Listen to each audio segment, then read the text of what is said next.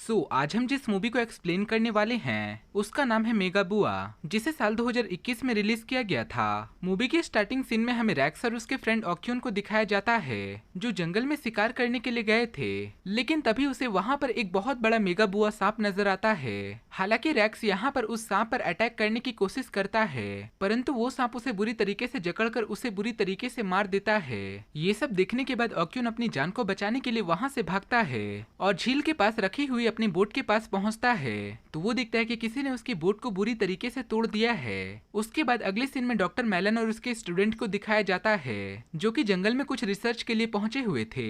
फिर वो जब रात में कैंप के पास बैठे हुए थे, तभी उन्हें झाड़ियों के पास किसी के होने का एहसास होता है, जो कि कोई और नहीं बल्कि वही ऑक्यून ही था, जो कि जंगल में बोट टूटने की वजह से खो गया था। और वो उन लोगों के पास पहुंचकर पानी मांगता है और वो बताता है कि मेरे दोस्त को एक सांप के काटने की वजह से उसकी मौत हो गई, और अगर तुम लोग यहाँ से मुझे निकालने में मेरी मदद करोगे तो मैं तुम्हें पैसे दे सकता हूँ। ये सुनकर डॉक्टर मेलन उससे बताते हैं कि कल हमारा हेलीकॉप्टर हम लोगों को लेने के लिए आ जाएगा, जिससे तुम भी हम लोगों के साथ यहाँ से निकल सकते हो। और ऑक्यून अपना सारा सामान झील के किनारे छोड़कर आया था, इसलिए वो आराम करने के लिए उसी जगह पर वापस चला जाता है। उसके बाद डॉक्टर के स्टूडेंट ऑक्यून के बारे में पूछते हैं, तो डॉक्टर उन लोगों को बताते हैं कि वो एक शिकारी है और शिकार करने के लिए ही शिकारी जंगल में आता है। अगले दिन डॉक्टर के जूते में एक मकड़ी घुस जाता है, इसलिए डॉक्टर जब अपने जूते को पहनने के लिए जा रहे होते हैं तो वो मकड़ी उसे काट लेता है। हालांकि वो लोग फर्स्ट एड किट की मदद से डॉक्टर का इलाज करने की कोशिश करते हैं। तभी वहाँ पर ऑक्यून पहुँच जाता है, जो डॉक्टर से पूछता है कि क्या तुमने उस मकड़ी को देखा था। तभी डॉक्टर बताते हैं कि वो एक येलो कलर का मकड़ी था। तभी वो समझ जाता है कि वो एक हेर्नोल्ड मकड़ी था, जिससे अगर 36 घंटे के अंदर डॉक्टर का इलाज नहीं हुआ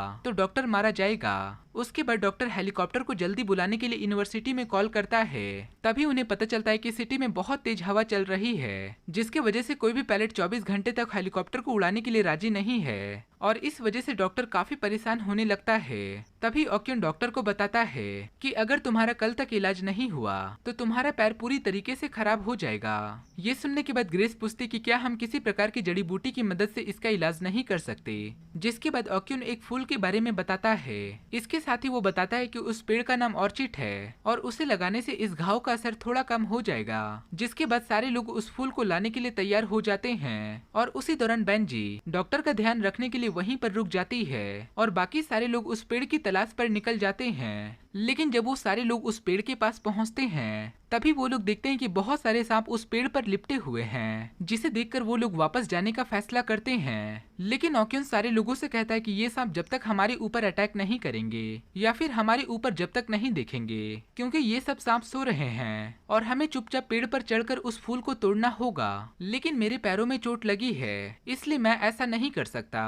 ये सब सुनकर एडम उस पेड़ पर चढ़ने के लिए तैयार हो जाता है, लेकिन तभी वहाँ पर अचानक से मेगाबुआ सांप भी आ जाता है और वो सांप उन लोगों को देख लेता है और सारे लोग अपनी जान को बचाने के लिए वहाँ से भागने लगते हैं। लेकिन इस दौरान जैसन पीछे ही फंस जाता है और इसलिए वो अपने साथियों से अलग हो जाता है। तभी वो मेगाबुआ सांप उस पर अटैक करके उसे बुरी तरीके से मार देता है। दूसरी तरफ जब सारे लोग जैसन को नहीं देखते तो वो लोग काफी घबराने लगते हैं। हालांकि ग्रेस सारे लोगों को आगे बढ़ने के लिए कहती है, लेकिन सारे लोग जैसन को इस हालत में अकेला छोड़कर नहीं जाना चाहते थे, इसलिए वो वापस से वहीं पर ऑर्चिड पेड़ के पास जाने का फैसला करते हैं, जिससे वो फूल के साथ साथ जैसन का भी पता लगा सके। अगले सीन में हमें यूनिवर्सिटी का सीन दिखाया जाता है, जहाँ पर वहाँ की रिसेप्शनिस्ट डॉक्टर को लाने के लिए कई सारे पायलटों को कॉल करती है, लेकिन कोई भी पायलट मौसम की वजह से वहाँ पर नहीं जाना चाहता था। तभी रिसेप्शनिस्ट के पास जे पहुँचता है और वो उसे भी प्रोफेसर के बारे में बताती है। इस बात से जे काफी परेशान होने लगता है, इसलिए वो प्रोफेसर को खुद ही लाने का फैसला करता है। दूसरी तरफ हम डॉक्टर के स्टूडेंट को देखते हैं, जो ऑक्यून के साथ वापस से उसी पेड़ के पास पहुंच जाते हैं और उसी दौरान एडम फूल को तोड़ने के लिए पेड़ पर चढ़ने लगता है। लेकिन तभी लकड़ी की आवाज आने की वजह से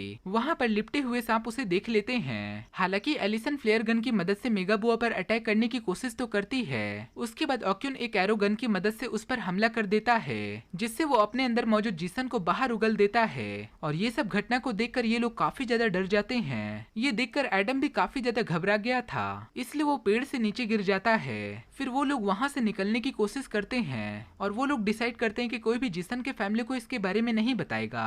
इतना सब कुछ होने के बावजूद भी ऑक्यून चाहता था कि सारे लोग फिर से उसी पेड़ के पास जाएं और सांप को को मारने में उसकी मदद करें, लेकिन सारे लोग ऐसा करने से साफ साफ मना कर देते हैं, क्योंकि वो सारे लोग अच्छे से समझ गए थे कि ओक्यून सिर्फ हम लोगों को अपने दोस्त का बदला लेने के लिए हमें इस्तेमाल कर रहा है। और फिर ओक्यून को वहीं पर अकेला छोड़कर अपने कैंप के लिए निकल जाते हैं। लेकिन तभी रास्ता भटकने की वजह से वो लोग एक ऐसी जगह पर पहुंच जाते हैं जहां पर सांपों का घोंसला था, और उसके बाद सारे सांप उन लोगों को चारों ओर से घेरने लगते हैं। जिसके बाद वो लोग भागते हुए ओक्यून के पास पहुंचते हैं और ओक्यून सारे लोगों को ऑर्चिड वापस लेकर जाता है। जिसके बाद ओक्यून उस पेड़ के पास डायनामाइट लगाकर उस पेड़ को ब्लास्ट कर देता है, और उसके बाद उन लोगों को उस पेड़ से गिरा हुआ एक फूल नजर आता है, जिसे लेने के लिए एलिसन आगे बढ़ती है। लेकिन फूल को हाथ में लेते ही वहां पर मेगा बुआ आ जाता है, जिसे देखकर सारे लोग वहां से भागने लगते हैं। लेकिन एडम उसे बचाने के लिए मेगा बुआ के सामने आ जाता है, और देखते ही देखते मेगा बुआ एडम को बुरी तरीके से खा जाता है। जिसके बाद वो बाकी लोगों की तरफ आगे बढ़ने लगता है, और सारे लोग अपने जान को बचाने के लिए एक गुफा में छुप जाते हैं। दूसरी ओर डॉक्टर को भी ड्रोन की मदद से मेगा बुआ के बारे में पता चल चुका था, क्योंकि उसे पहले से ही पता था कि जंगल में एक रिसर्च सेंटर है जो कि अब बंद हो चुका था। और डॉक्टर को ऐसा लगता है कि ओक्यून सारे लोगों को सुरक्षित रखने के लिए उसी रिसर्च सेंटर में ले गया होगा, इसलिए वो भी बेंजी के साथ वहां पर जाने का फैसला करता है। उसके बाद हम ओक्यून और बाकी के बचे दोस्तों को देखते हैं जो कि गुफा में छुपे हुए थे।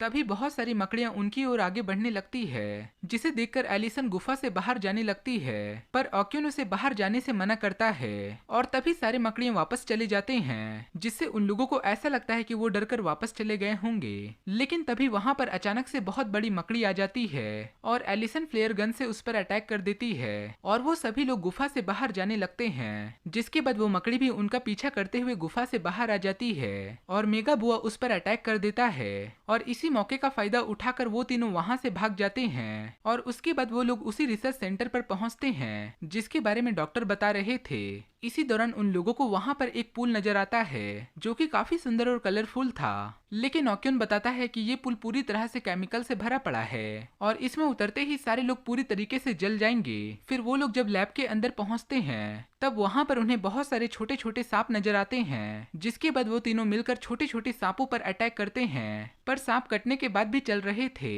इसलिए एलिसन उन्हें जला देती है और आग लगने की वजह से लैब में धुआं होने लगता है, जिससे वो लोग बाहर निकलने की कोशिश करते हैं। लेकिन वो लोग देखते हैं कि मेगा बुआ भी उनकी तरफ आगे बढ़ रहा था, इसलिए ओक्यून लैब में ही रुककर मेगा बुआ का ध्यान भटकाने की कोशिश करता है ताकि एलिसन और ग्रेस वहां से निकल सके। फिर वो किसी तरह से मेगा बुआ का ध्यान भटकाकर वहां से भागने की कोशिश करते हैं, और निकलने से पहले ही मेगा बुआ ओक्यून पर अटैक करके उसे नीचे गिरा देता है, और ओक्यून के साथ साथ मेगा बुआ भी उसी केमिकल में गिर जाता है।